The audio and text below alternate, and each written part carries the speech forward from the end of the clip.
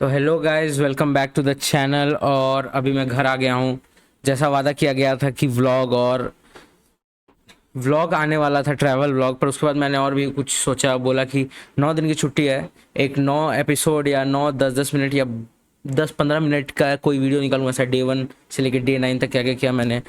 और अभी तो फिलहाल ये झोपड़पट्टी हटाने का प्लान है। डे 1 तो अभी डे 1 एंड होने वाला है, सोचा प्रीव्यू रिकॉर्ड कर दूं क्योंकि डे 2 जो कि कल होगा, कल ही मैच है 7:30 बजे, तो मैच देखूंगा। उससे पहले झोपड़पट्टी कटवानी है। पर इसमें ट्विस्ट ये है कि मैं सोच रहा हूँ कि घर वालों को किस तरह मना लूँ, थोड़ा बाल कलर करवाने के लिए। बहुत ऐसा भी नहीं, मेरा पहले प्लान था कि ब्लॉन्ड और वाइट के बीच का कुछ कलर करवाऊंगा ताकि दिखने में अलग सा लगे, क्योंकि भाई सब लोग कुछ डिफरेंट ट्राई कर रहे हैं, मेरे को भी बहुत मोनोटोनस लाइफ हो गया, तो सोचा थोड़ा अलग करने का सोच रहा था। फिर उसके बाद कुछ लोगों ने ज्ञान दिया एंड आई थैंक्स देम कि उन्होंने ज्ञान दिया। उन्होंने बोला कि ब्राउन करवा लो, ब्राउन अच्छा लगेगा, उतना कुछ फ्लैशी भी नहीं लगेगा। तो मैंने सोचा yes, brown is a colour which I can do, like मतलब ब्राउन थोड़ा अच्छा लगेगा, थोड़ा फॉर अ चेंज लगेगा, बहुत ज़्यादा फ्लैशी भी नहीं लगेगा और अच्छा लगेगा। पर यही है गाइस, जैसा आपको बोला गया था वैसा होगा, मतलब जैसा आपको मैंने कहा था वैसा ट्राई करूंगा करने का। बहुत सारा क्लिप्स मैंने लिए अपने ट्रेन से इधर आने के जर्नी का। अच्छा था कि मैंने ट्रेन से जर्नी किया, क्योंकि बहुत ज़्यादा लैंडस्केप, क्योंकि ये ट्रेन थ्रू लोनावला वडाला आ रही थी, तो वो काफ़ी एक, मुंबई में अगर आप रहते हो या मुंबई में घूम चुके हो तो आपको पता होगा ये जगह थोड़ी टूरिस्ट स्पॉट टाइप की है, काफ़ी हिल स्टेशन टाइप का। हिल स्टेशन नहीं बोलूँगा, मतलब पहाड़ी इलाका है वो मुंबई का। और वहाँ पे मतलब बारिश के मौसम में काफ़ी ब्यूटीफुल व्यूज़ रहते हैं, क्योंकि क्लाउड्स थोड़ा मतलब क्लाउड्स का थोड़ा नीचे आ जाता, मतलब क्लाउड्स क्या बोलूँगा, वो पानी की वजह से हैवी होने की वजह से क्लाउड नीचे आ जाते हैं। तो आप लॉन्ग ड्राइव पे जा सकते हो, वो भी ऐसा आसाम या आप कहीं भी नॉर्थ ईस्ट गए होगे तो जिगजैग जैसा रास्ता होता है, वैसे ही वो भी रास्ता है। तो अगर आपको पता होगा, नहीं पता है तो यही है लोनावला, वडाला और लोनावला खंडाला है ये जगह, वही है टूरिस्ट स्पॉट टाइप का है। तो उस वहीं उसके थ्रू पुणे, उस वहाँ से और फिर मुंबई में ड्रॉप था। तो वैसे ऐसे ट्रेन आई है, तो इसलिए लैंडस्केप भी अच्छे अच्छे रिकॉर्डिंग किए हैं। ट्राई करूँगा कुछ अपनी क्रिएटिविटी लगा के कुछ उसको करने का, कुछ करने का हम ट्राई करेंगे। वो व्लॉग आने में तो टाइम लगेगा, पर अभी प्रीव्यू बना लेते हैं। तो प्रीव्यू स्टार्ट करते हैं गाइज। हमारा ड्रॉ का मैं रिव्यू नहीं बना पाया क्योंकि ट्रैवल कर रहा था। मैं सोचा छोटा सा बना दूँ, पर फिर मैं सोचा कि मतलब अगर मैं अपना 100% नहीं दे सकता तो ये अच्छा, मतलब सही नहीं है रिकॉर्ड करना। और काफ़ी पैकिंग वैकिंग भी करनी थी अगले दिन, तो इसलिए मैं उसमें से सब चीज़ों में बिजी हो गया। फिर ट्रैवल करना था और फिर मतलब बहुत सारी चीज़ें थी।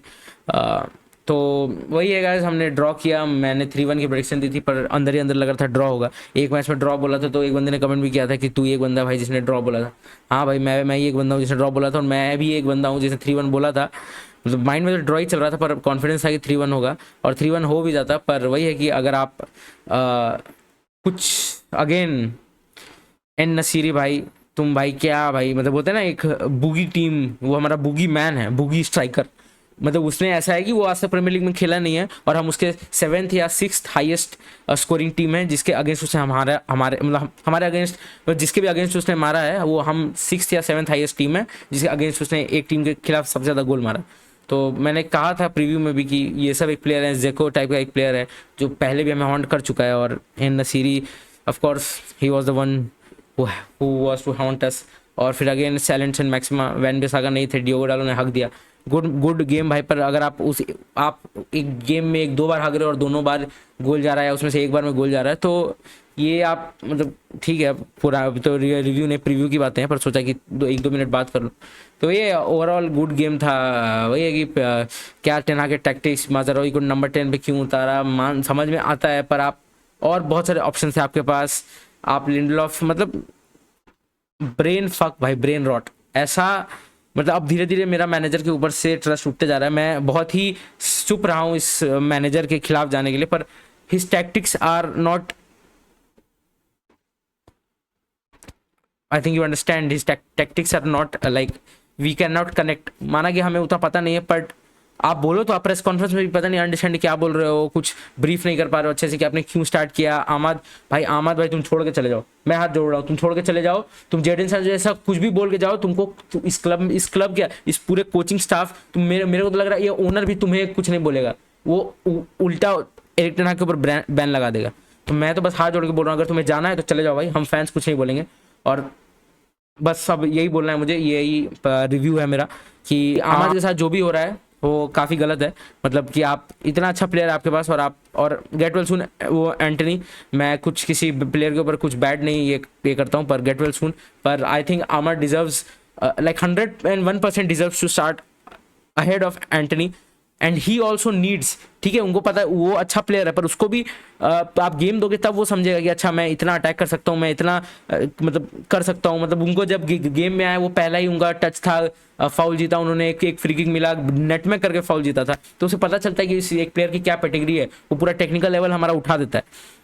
पर वही कि सिर्फ एक ही 90 मिनट्स उन्होंने खेला है, और जो लास्ट 90 मिनट्स खेला था, मतलब एक नहीं दो से खेला है, पर जो भी खेला लास्ट जो खेला था उसमें उन्होंने एक असिस्ट भी दिया था। उसके बाद से अभी तक वो एक भी 90 मिनट्स नहीं खेल पाए। माना कि Garnacho is a good player, पर कभी कभी कोई प्लेयर अच्छा खेल रहा है तभी उसे वो रियलिटी चेक देना पड़ता है कि हाँ भाई तुमसे अच्छा प्लेयर एक बैठा है, या रोटेशन के लिए भी, क्योंकि हमें पता है गार्नाचो भी अभी फुल्ली फिट नहीं, उन्होंने बोल चुका है। तो यही था रिव्यू का पार्ट। अब हम प्रीव्यू शुरू करते हैं। तो वही है गाइस, प्रीव्यू है हमारा, वेस्ट हैम के साथ मैच है। वेस्ट हैम का भी हमसे घटिया, मतलब बहुत कम टीम है जो यूनाइटेड से घटिया फॉर्म जिनका चलता है, और उनमें से एक है West Ham, except the relegation for the teams. उनके अलावा बहुत कम टीम होती है जिनका यूनाइटेड जैसा खराब सीजन चल रहा होता है, और उनमें से एक है वेस्ट हैम। पर तब भी उन्होंने 5-1 हराया, वो अलग बात है। हमने भी 7-0 सॉरी 6-0, पता नहीं भाई वो स्कोर लाइन भी भूल गया, बांजली के खिलाफ जो हमने जीता था 5-0 6-0 7-0 जो भी था स्कोर लाइन, वैसा स्कोर लाइन हम भी जीते हैं। पर वो वेस्ट हैम भी वैसा 4-1, एक इप्सविच टाउन, एक प्रीमियर लीग लेवल टीम जो अभी मैं देख रहा था जिन्होंने 3-3 ड्रॉ किया था, पर इप्सविच के पास रेड कार्ड था, और लास्ट में एम्बुएमो का 90+6 पे क्रॉस था जो कीपर बचा नहीं पाया, और वो मतलब कि कीपर ने मिसजज कर लिया, और वो एज अ क्रॉस था, पर वो कर्ल हो गए bottom corner, bottom right side से मारा था, लेफ्ट फुटेड, और वो लेफ्ट साइड से मारा था, राइट साइड से मारा था लेफ्ट फुटेड, जो लेफ्ट बॉटम कॉर्नर पे जाके गोल हुआ। तो वही है कि इप्सविच टाउन भी थोड़ा स्ट्रगल कर रही है, तो वैसे स्ट्रगलिंग टीम के खिलाफ वेस्ट हैम फिर भी 4-1 जीती है, पर तभी प्रीमियर लीग लेवल टीम है, तो ठीक है, वो हम वेस्ट हैम को हल्के में नहीं ले सकते। पर हमने भी बांजी के खिलाफ हारा है, सॉरी जीता है 6-0 7-0, तो ऐसा बात नहीं है कि हम भी मतलब ठीक है, मैं क्या बोल रहा हूँ कुछ समझ में नहीं आ रहा, पर हाँ तो वही है कि वेस्ट हैम के खिलाफ मैच है। लोग बोल रहे हैं कि this is the sacking derby, जो हारा उसके मैनेजर को सैक किया जाएगा। मुझे नहीं लगता हमारे हारने पे हम एरिक टेन हाग को सैक करने वाले हैं, और कर भी देंगे देन ठीक है भाई, बलाटेली, और अगर कर भी देते हैं तो बलाटेली, या फिर ठीक है भाई, मतलब कुछ अब मतलब कुछ बचा नहीं, अब हटाना है हटाओ, नहीं हटाओ, किसी तरह अच्छे परफॉर्मेंस लाओ, नहीं तो किस तरह ये सीज़न भी निकल जाएगा। किसी को घंटा फर्क नहीं पड़ा है, ये सीज़न भी निकल जाएगा। प्रोसेस बोल के माँ चोद के रख दिया तुम लोगों ने, sorry for the language, but कभी कभी आदमी फ्रस्ट्रेट हो जाता है। पर छोड़ो वो सब छोड़ो, हम शुरू करते हैं प्रीव्यू। तो जैसा बताया कि डर्बी ऑफ सैकिंग है ये, जो हारा उसके मैनेजर को सैक, ऐसा चल रहा है सोशल मीडिया, मेरे ख्याल से ऐसा होगा नहीं। तो हम लास्ट में डिस्कस करेंगे कि यूनाइटेड का प्रेडिक्टेड लाइनअप क्या हो सकता है। अभी पहले थोड़ी बहुत वेस्ट हैम के ऊपर लेते हैं। तो वेस्ट हैम जनरली 4-3-3 या 4-1-4-1 फॉर्मेशन में खेलती है, और मेन उनका यही है कि पोजीशन बेस्ड टीम खेलती है, पोजीशन बेस्ड फुटबॉल खेलती है। लोपेटेगी को हम जानते हैं, वो स्पेनिश मतलब कि सेविया के साथ काफ़ी सक्सेसफुल थे, और मैड्रिड के भी कोच रह चुके हैं, तो उनको वो जो स्पेनिश जीन रहता है कोचेज में, विथ पोजीशन खेलना, अटैक करना, प्रेस करना, वैसा ही गेम है उनका। 4-1-4-1 में ज़्यादातर उनका गेम एंड होता है, या majority portion of the game वो 4-1-4-1 खेलते हैं, बट स्टार्ट इनिशियली 4-3-3 से ही उनका जो जनरल सेटअप रहता है 4-3-3 रहता है। 4-3-3 में जो मेरे ख्याल से गोलकीपर उनके एरियोला रहते हैं, जिनका गोलकीपिंग काफ़ी हॉरेंडस रहा इस सीज़न। तो इसके बारे में बात करेंगे कैसे हम कैसे इसका फ़ायदा उठा सकते हैं। और फिर उसके बाद डिफेंस में हमारे इन्नीस के प्लेयर जो हम टारगेट किए थे, टोडीबो हैं डिफेंस में brilliant, like ball playing centre back, और उसके बाद साथ में किलमैन है, वो भी ball playing centre back, good in the air, दोनों centre back good in the air. फिर राइट बैक हमारे ex player Aaron Wan Bissaka, और लेफ्ट बैक पे है एमरसन खेलते हैं। और फिर मिडफील्ड उनका 3 रहता है, पकेता, सूचेक और रॉड्रिगेज का। ये 6, 8 और 10 का एक टिपिकल कॉम्बिनेशन है प्लेयर्स का। 4-1-4-1 में जो रॉड्रिगेज है वो एज अ 1 खेलते हैं, 4-1, और फिर 4 में पकेता और सूचेक, और दोनों विंगर्स रहते हैं, और फिर 1 में एंटोनियो। क्या कितनी अजीब बात है भाई कि एंटोनियो को लोग रिप्लेस करना चाहते हैं हर सीजन, पर एट लास्ट सारे स्ट्राइकर्स को एंटोनियो ही है जो लास्ट में बचाता है वेस्ट हैम की जान, वही लास्ट में उसी को प्लेइंग 11 में डालना ही पड़ता है। तो 4-1-4-1 या 4-3-3 होता है, तो वही पकेता, सूचेक और रॉड्रिगेज 3 में खेलते हैं, और फिर 3 में जो बोवेन, कुडुस और एंटोनियो खेलते थे। पर कुडूस को क्योंकि टॉटनम के अगेंस्ट रेड कार्ड मिला था तो वो 3 मैच तक नहीं खेलेंगे और ये पहला मैच है तो इसमें भी कुडूस नहीं है। तो मेरे ख्याल से समरविल को मौका मिलेगा लेफ्ट हैंड साइड, और राइट हैंड साइड तो बोवेन है ही, बोवेन, और सेंटर पे मिकेल एंटोनियो। तो वही 4-1-4-1 या 4-3-3। मतलब इसमें ट्विस्ट ये है कि सूचेक एज अ 6 खेलते थे ऐसे जनरल, क्या नाम था, जो भी एक्स कोच थे, शिट नाम भूल गया मैं, जो भी एक्स कोच थे उनके सेटअप में एज अ 6 सूचेक खेलते थे, पर यहाँ पे एज अ 6 रॉड्रिगेज खेलते हैं, और एज अ डबल 8 या फिर एज अ 10 और एज अ 8 खेलते हैं सूचेक, और एज अ 10 पकेता खेलते हैं। नहीं तो 4-1-4-1 में दोनों एज अ 8 खेलते हैं, पकेता और सूचेक, और समरविल और बोवेन और एंटोनियो फ्रंट। तो ये हो गया जनरल सेटअप। पोजीशन खेलते हैं, बिल्डअप फ्रॉम द बैक है, इसलिए उन्होंने वैसे सेंटर बैक्स भी लिए हैं, किलमैन लिया वुल्फ से, और टोडिबो लिया है उन्होंने नीस से। वैसे ball playing centre backs good in the air, जो कि डिफेंडिंग में अच्छा कर लेते हैं। टोडिबो का थोड़ा सीजन वैसा गया, पर जैसे मैंने बोला उनके कीपर ने भी कुछ मदद नहीं की है। काफ़ी कीपर का भी काफ़ी मतलब काफ़ी क्या बहुत ख़राब ये जा रहा है। जैसा लीड्स जो 2 साल पहले या 3 साल पहले जैसा मेलिया का परफॉर्मेंस था पूरे सीज़न में, जिसकी वजह से लीड्स, जिसके उनके वजह से नहीं पर उसके बाद भी लीड्स रेलीगेट हो गई, उस टाइप का परफॉर्मेंस दे रहा है उनका कीपर, तो इट्स नॉट गुड।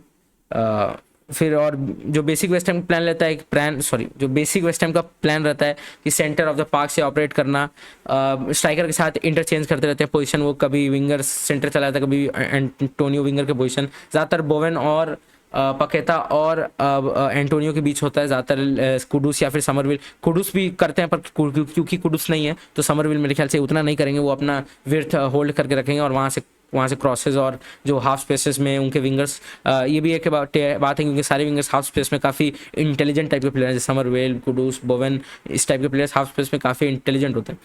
तो वही है कि वो स्ट्राइकर के साथ आप इंटरचेंज करो पोजीशन, बैकलाइन को स्ट्रेच करने की कोशिश, वाइड विंगर्स का इस्तेमाल करना, हाफ स्पेस में टर्न लेके 1-2 खेलना, ये सब जो टिपिकल एक स्पेनिश कोच टिकी टाका टाइप्स वैसा लोपेटेगी करना चाहते हैं, पर अभी तक उनका जैसा कैंपेन जा रहा है इट्स नॉट वर्किंग।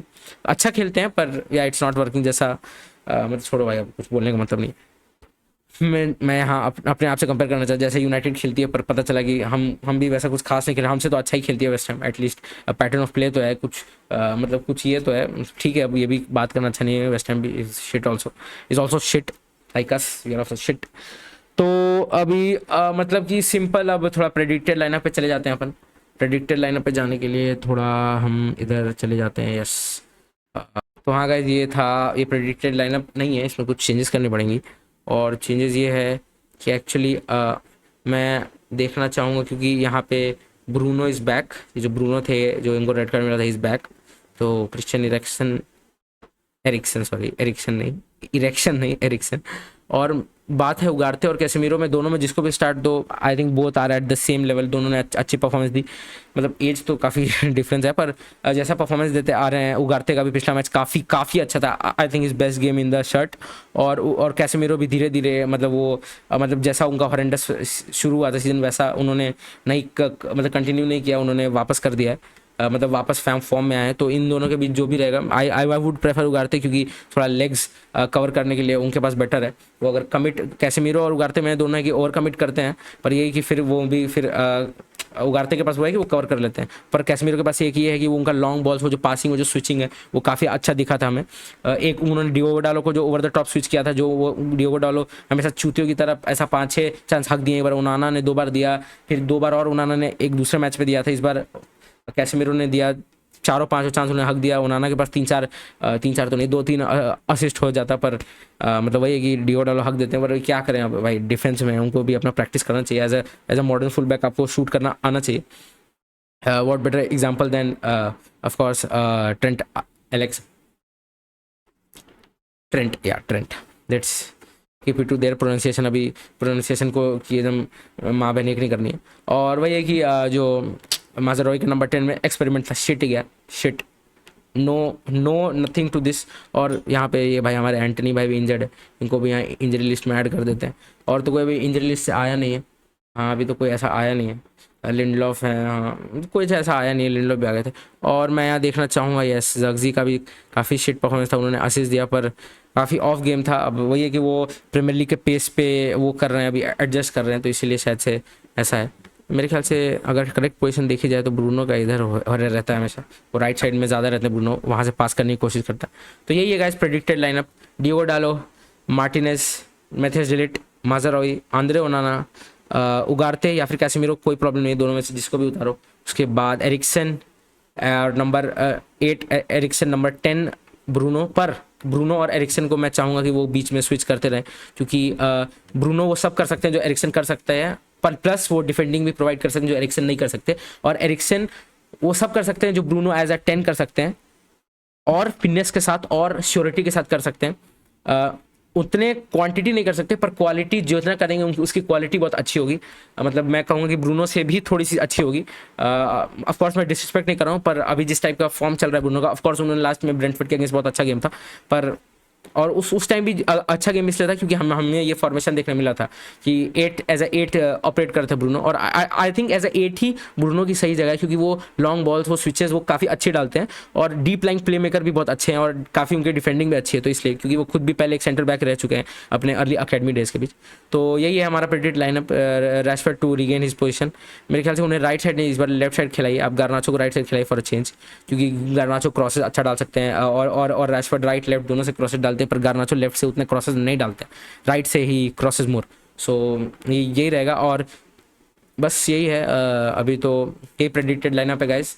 और मेरा इसमें गेम में ये होगा कि we will win of course, और ये शायद से अवे गेम है, हाँ मेरे ख्याल से अवे गेम है, और मैं तो ये अवे गेम है मेरे ख्याल से, मेरे ख्याल से 80% श्योर कि ये अवे गेम है। तो यही सोचना है कि यही सोचना है कि मेरे लाइनअप हो गया, फक ऑफ लाइनअप हो गया, पता नहीं भाई दिमाग में आजकल घर में आ गया, दिमाग में कुछ कुछ चलते रहता है, नई नई चीज़ें दिख रही, दीवार, पेंटिंग, लकड़ी, कुर्सी, टेबल, इसलिए दिमाग में कुछ कुछ चलने लगता है। बॉटल, तो हाँ, तो पानी का बॉटल गाइस, पानी का बॉटल, यस। तो और जो यही है गाइस प्रेडिक्टेड लाइनअप, यही है। रिव्यू भी पिछले मैच का दे दिया है, थोड़ा छोटा मोटा दिया है, 8 मिनट का सेगमेंट है। और तो जो प्रेडिक्शन अगर करें तो वैसे तो मेरे ख्याल से आई थिंक ये मैं ऑनेस्ट दे रहा हूँ, ये मैं 3-1 वाला नहीं कि कुछ मुंह से कुछ और बोल रहा हूँ, अंदर कुछ और था, ये मैं ऑनेस्ट दे रहा हूँ। अगर ये गलत होता है देन आई वाज रॉन्ग। तो मेरे ख्याल से ये हम 2-0 मैच जीतने वाले हैं against West Ham, 2-0। It would be nice to see Aaron Wan Bissaka versus our wingers of course.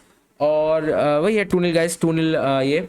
और vlog day 1 day 2 I hope कि मैं एडिट करके डाल सकूँ, जितना जल्दी डाल सकूँ। मेरे ख्याल से वो 9 दिन के बाद ही आएगा तो ज़्यादा अच्छा रहेगा, क्योंकि पता नहीं, मतलब मेरा ये सोचना है। पर अगर एडिट हो जाता है, अगर मैं अपना वो जो भी मेरे को दिमाग में है वो सब इंप्लीमेंट करके उतना जल्दी कर सकता हूँ, क्योंकि मेरे को लग नहीं रहा है, क्योंकि मेरी एडिटिंग स्किल्स अभी उतनी भी अच्छी नहीं है। माना कि मैं बहुत पहले से एडिटिंग जानता हूँ, पर एक थ्रेशोल्ड के ऊपर जा नहीं पाया आज तक। तो ये व्लॉग और ये कंटेंट डे टू डे वाला जो कंटेंट है, ये उस थ्रेशोल्ड के ऊपर लेके जाने के लिए मेरी एडिटिंग और जो सेल्फ कुछ चीज़ें हैं, और भी है कि ये 9 दिन की छुट्टी में और भी बहुत सारा काम करना है, कुछ पढ़ाई लिखाई से रिलेटेड, क्योंकि इसके बाद सीधा 1 महीने बाद फाइनल है जो 100 मार्क्स का रहता है, और जिसकी 60% वेटेज रहती है, सॉरी 40% वेटेज रहती है। तो उस एग्ज़ाम के लिए भी पढ़ना है, क्योंकि 9 दिन ही है कवर करने के लिए, फिर 1 महीना अटेंडेंस के चक्कर में लगे रहो। तो हाँ गाइज, साइनिंग ऑफ, शानदार ज़बरदस्त जिंदाबाद।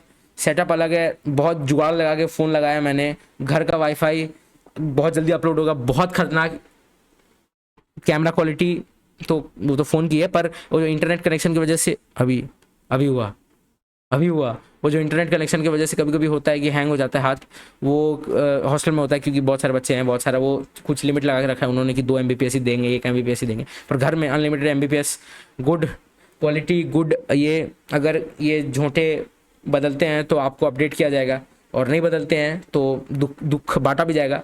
और पता नहीं घर वालों ने आज खुद से बोल दिया कि कान छेदवा लो, पर लेट्स सी, कान भी छेदवा लेंगे, बाल भी रंगवा लेंगे, दांत में भी लगाए, चश्मा भी लगाए, भाई तुम्हारा पूरा कवर अप हो जाएगा।